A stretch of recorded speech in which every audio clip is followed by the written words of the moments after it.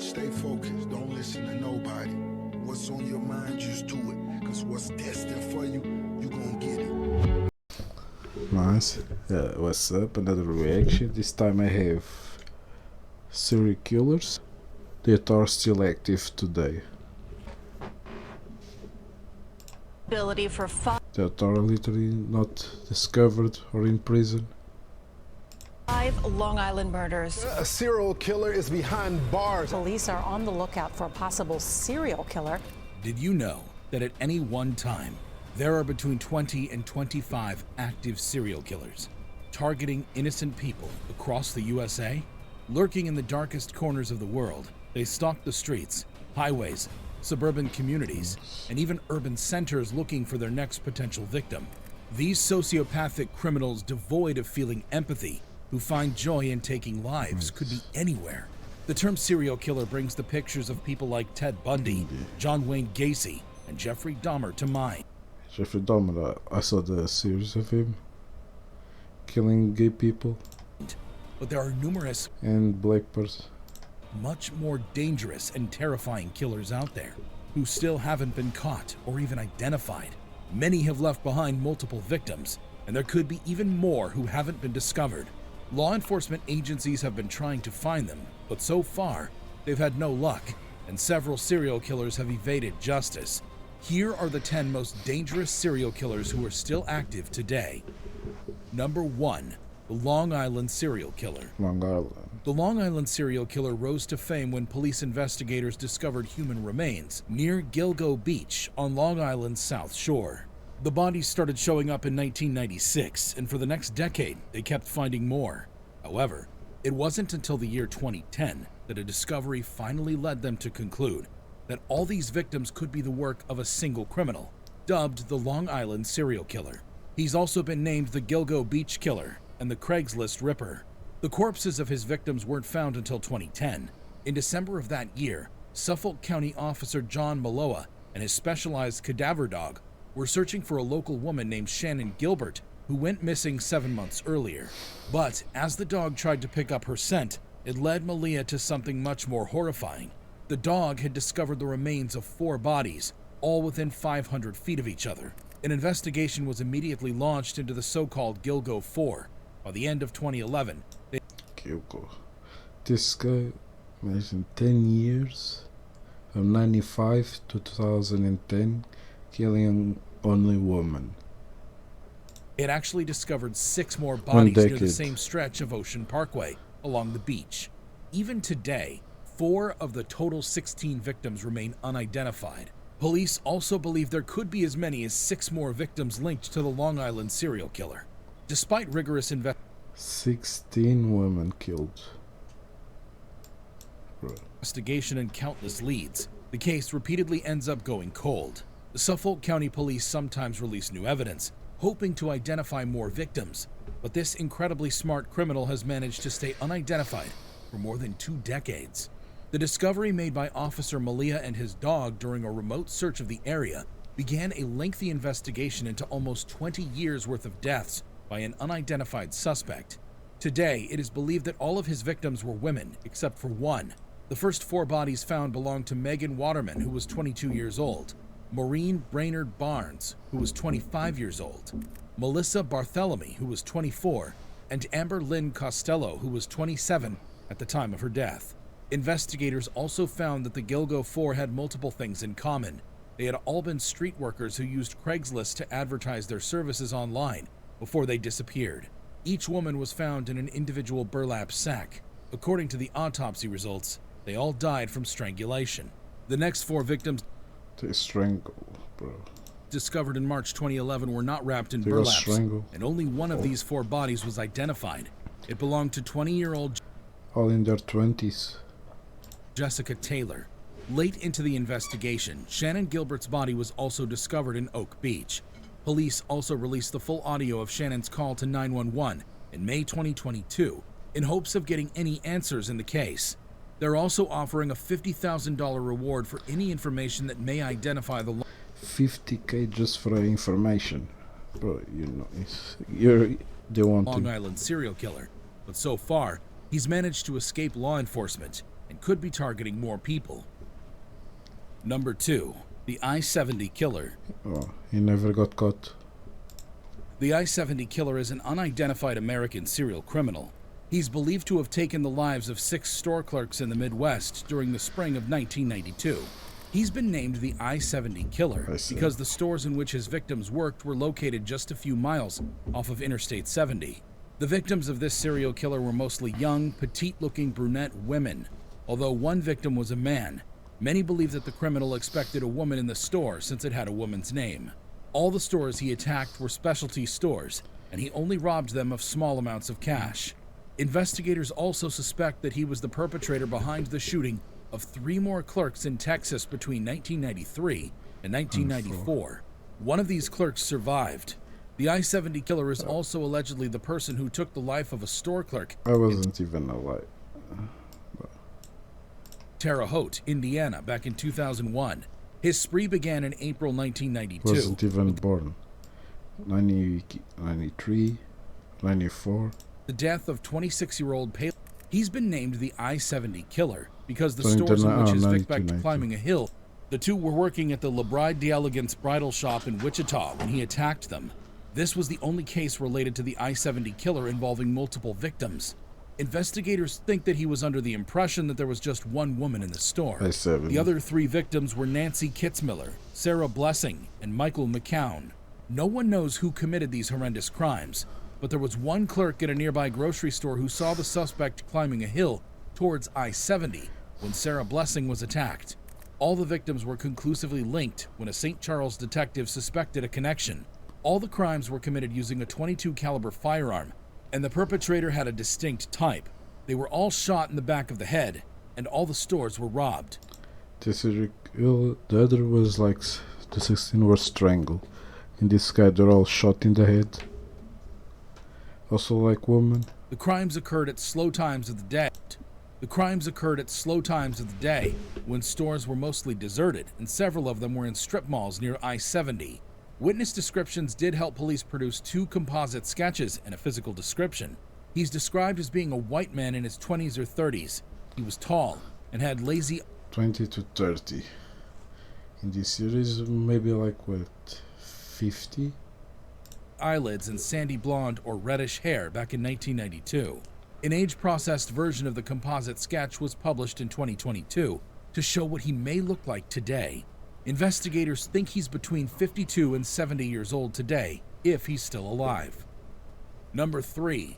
West Mesa Bone Collector. The West Mesa Bone Collector is considered responsible for the deaths of 11 women whose remains were discovered buried in the desert on the West Mesa of Albuquerque, New Mexico back in 2009. Their bodies were reduced to nothing but bones. Forensic specialists used DNA testing to identify the women, one of whom was Sylania Edwards, the only African-American victim. She was just 15 years old at the time of her death.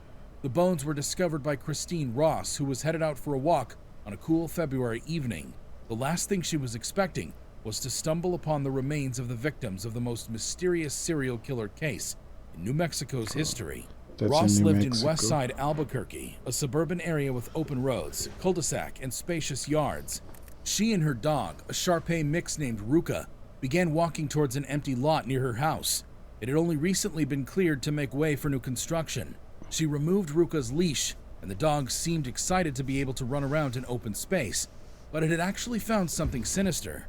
When Ross realized that her dog had brought her a bone, she took a photo and texted it to her sister, who was a nurse. She confirmed that it was a human femur.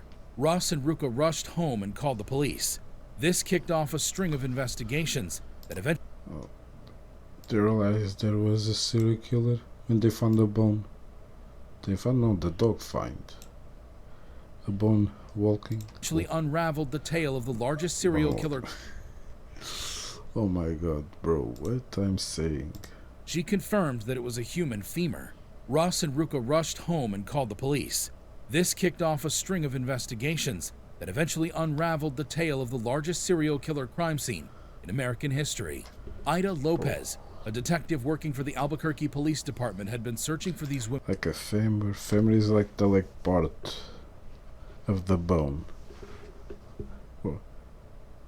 And put for like on years. the leg or like how would dog find it?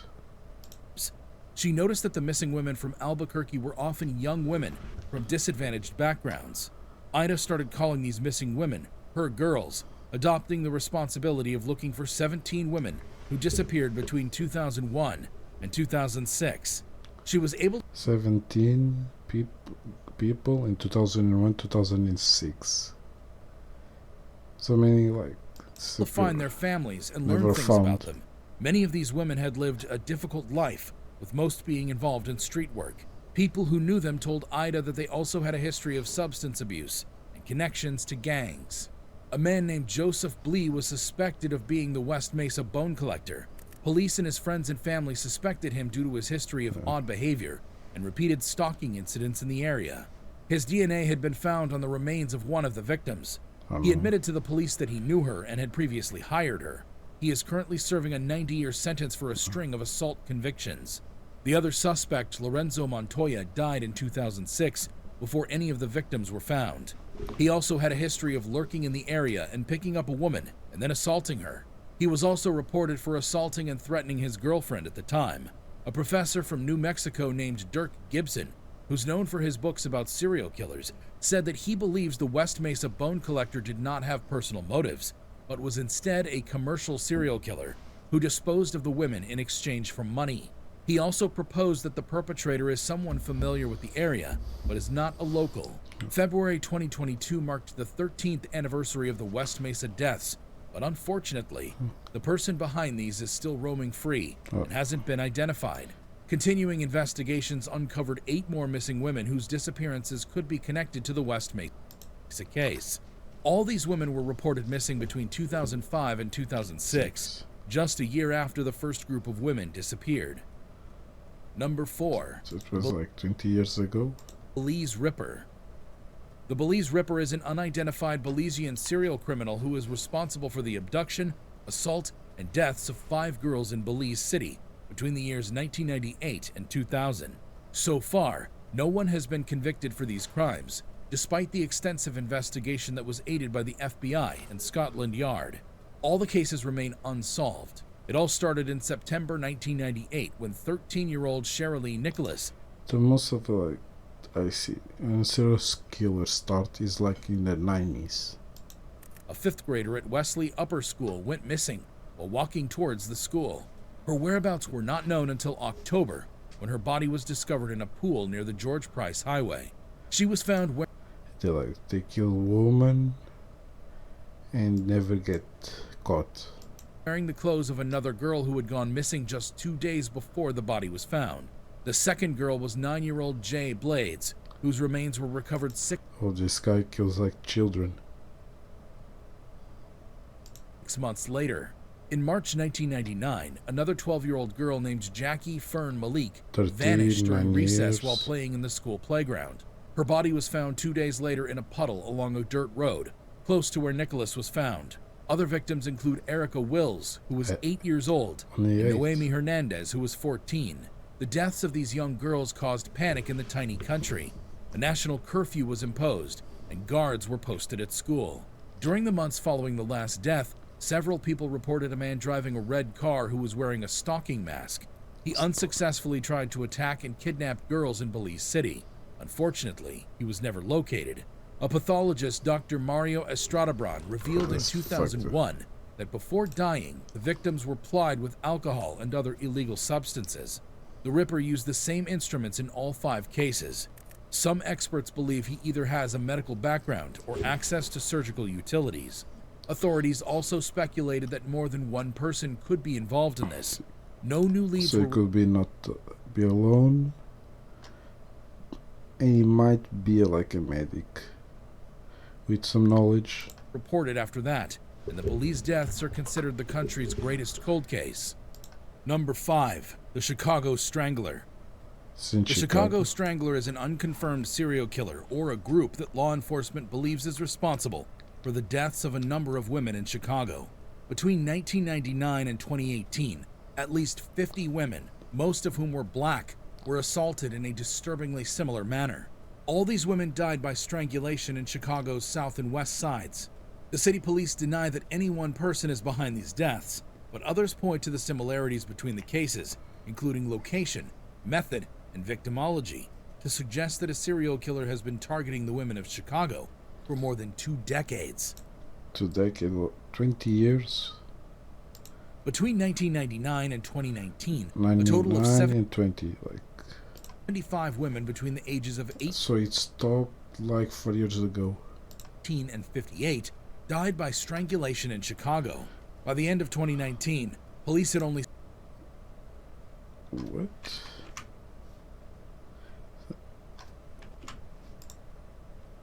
in 2019, a total of 75 women between the ages of 18 bro, and that's too 58 much. died by strangulation in Chicago. By the end of 2019, police had only solved 24 of these cases. The remaining 51 seemed to have a lot in common. All these women were found dumped in abandoned buildings or alleyways in the South and West Side neighborhoods. Almost 47% had a history of sex work, and 3/4 of the victims were Half was like prostitutes. So they're more easy to get caught. black. The earliest victim is believed to be Angela Ford, who vanished after leaving home to pick up her children's report cards back in 1999. Despite the violence and frequency of these cases, few of them have managed to elicit media attention. Locals believe that a single perpetrator called the Chicago Strangler is behind these deaths. But for the police, the evidence simply isn't there. Investigators reported collecting 21 pieces of DNA from half the crime scenes, and in each case the DNA was different. However, the locals think the police aren't trying hard enough.